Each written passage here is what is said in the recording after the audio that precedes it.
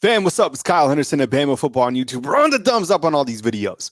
In this video, it's a recut of Keontae, who called from Boise, Idaho, asking about the Alabama offensive coordinator. Here's that call. Keontae. All right, Keontae, what's up, man? Welcome on in, man. I appreciate you calling in from Idaho, man. Take it away. All right, man. I got a question because I was watching this video on the Sheridan hire for the OC, and the people were saying how he just failed a lot in the past. He had like a 2-win season at, Indiana or something like that. And I kind of want to get your take on the hire and see what you thought about it. I think when you look to the Nick Sheridan hire, I think you have to look at it like this, because this is a large leap from being an OC at Indiana, then the tight ends coach at Washington, and now being the offensive coordinator here at the University of Alabama. So I drew up this diagram, and I kind of look at it as a triangle approach. And what that means is it's Coach Kalen DeBoer's offense overall, but it's spilling into Nick Sheridan and into Jamarcus Shepard, who's the offensive coordinator.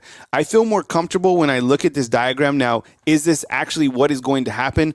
I don't know, but let me ask you this. Were Alabama fans upset last year when Nick Saban was running the defense? This was theoretically the same diagram that was happening for Alabama's defense, with him being up top and then having Kevin Steele and Travaris Robinson kind of underneath him, right? And them all kind of a three-pronged attack. So I think that's what's happening with the offense. And what's helped me feel a little bit better is that Coach Kalen DeBoer has worked with quarterbacks, and he has been an offensive coordinator before. So Nick Sheridan will be working with the quarterbacks. He played quarterback in college. And then you have Jamarcus Shepard, who coached up Rondale Moore at Purdue, and he's worked with a bunch of, elite wide receivers. So I feel a little bit better when I look to this. And then you have Robert Gillespie flanking, and then you just got to figure out who your offensive line coach is. So when you look to Nick Sheridan, I don't get overwhelmed by the fact that he doesn't have the amount of experience as, some of these other guys that you would like to think that would be an OC here at Alabama. But I do feel good in the fact that Coach Kalen DeBoer is an offensive minded coach himself.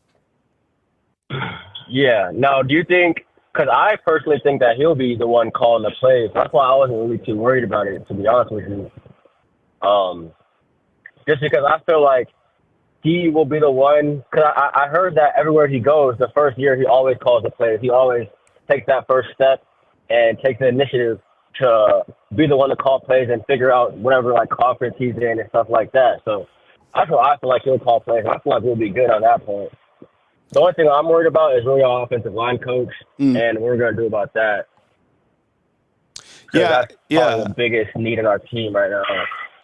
Yeah, I think you're right. I mean, while we were happy that Parker Brailsford came in and that solidifies the center spot, in my opinion, I think that a lot of people have kind of like a PTSD because the offensive line underperformed last year under Coach Eric Wolford. So the good news is that you return some very high quality offensive linemen. Now, I don't know who the best five are going to be, but if you kind of look at, let's just theoretically say Tyler Booker stays at guard and Jaden Roberts stays at the right guard position. We know 3 out of the 5 offensive linemen. So now you're just looking at who can fulfill at the tackle spot, right? Because you did lose Caden Proctor, who went to Iowa, and then you lose J.C. Latham, who's going to the NFL. So when you look to the roster, there's certainly guys that can move out to the tackle spot. Like, I wouldn't be surprised if either Roberts or Booker plays tackle. I think they're both athletic enough to do that. And then you have other guys who just haven't had their opportunity to shine just yet. Maybe a Rock Montgomery comes up. Maybe it's a Miles McVay. Maybe it's a Wilcom Formby. Maybe it's a Ola Saline. I don't know, or maybe it's, a Nyquil Brentrate, who just transferred in from Texas A&M. We have the components here in Tuscaloosa to have a really good offensive line, but I think you're right. Like, when I step back and kind of zoom on out, I think losing Scott Huff was a bigger loss than it was losing Ryan Grubb, because this diagram, what you're looking at, you feel better with the offensive line, but I just don't know who's going to be the offensive line coach. It would be great if you got, a Matt Luke from Clemson, but I think timing just won't work out. And I don't know if Bill Durkin is a real possibility from Liberty. I just don't know, but I think it's certainly something that we're all kind of scraping for, because it is such a monumental piece of this coaching staff. Nah, seriously. Do you think about is there anybody else within that has any O-line coach experience on the roster or on the coaching staff we have right now? You know, that's a good question. I have a graph kind of built out that looks at kind of all of the past, what they have coached in the past, and not to my knowledge, to be honest. That's a really good question. Yeah. There might be some support staff guys that have a little bit of offensive line experience, but when you look, I mean, DeBoer doesn't, Sheridan doesn't, Jamarcus Shepard doesn't, Gillespie doesn't. So, in my opinion, you need, I guess, a tight ends coach to come in, and you need an offensive line coach, and that's kind of where things stand right now in terms of the coaching targets going into the fourth quarter program, going into spring football.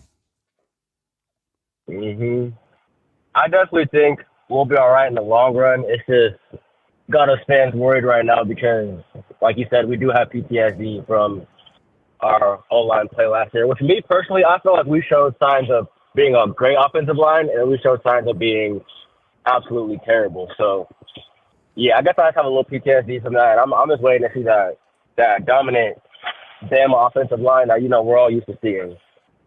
Yeah, and I mean, when you look back too, I think sometimes when you look to this offense, you're like, okay, we have the quarterback coming back in Jalen Milroe, you have the wide receivers, but like, don't sleep on the fact that these running backs are also going to eat. I want to hit on the fact that under Coach Kalen DeBoer, running backs flourish. I think that with the tandem you have coming back, and I'm not sleeping on Richard Young by any means, but I think Justice Haynes and Jam Miller are going to be a 1-2 punch that college football isn't really ready for, and I think that Richard Young will also get to showcase his abilities. I mean, the running back for Washington ran for 1,200 yards last year, so don't sleep on these guys in terms of being able to run the football. Johnson. Yeah, Dylan Johnson was a beast. I mean, too bad he got banged up in the title game, but man, he ate for sure. I agree. Yeah, he ate for sure, 100%. Yep. You want to hit? Agree. Yeah, you want to hit on? I definitely think. Go ahead. Yeah. My bad. I'll hurry up.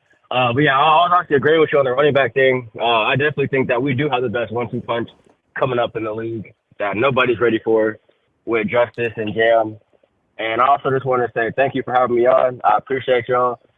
Ever since, I know you heard this a lot, but ever since we lost Saban, I've been on this show like every day. I'll be working, just listening to the show. I don't even listen to music no more. I just listen to you guys all day. So I appreciate y'all. Yo, 100%. Yeah, man. Thank you for rolling with us right here on Bama Football on YouTube. Appreciate it, man. Call in anytime, man. Oh, yes, sir. All right, yes, man. Sir. Roll Tide. Roll Tide, T, man. Take it easy. All right. All right, we got a 205 calling in. We'll get to you just in 2 seconds. Kyle Henderson at Bama Football on YouTube. I appreciate it. Hey, fam, thank you very much for watching this video right here on Bama Football on YouTube. We appreciate you guys more than you know. Definitely run the thumbs up on all these videos. We appreciate you guys, and we will catch you for our next live right here on Bama Football on YouTube. Be sure and turn on all notifications so you're notified every time we go live or drop a video right here on Bama Football on YouTube.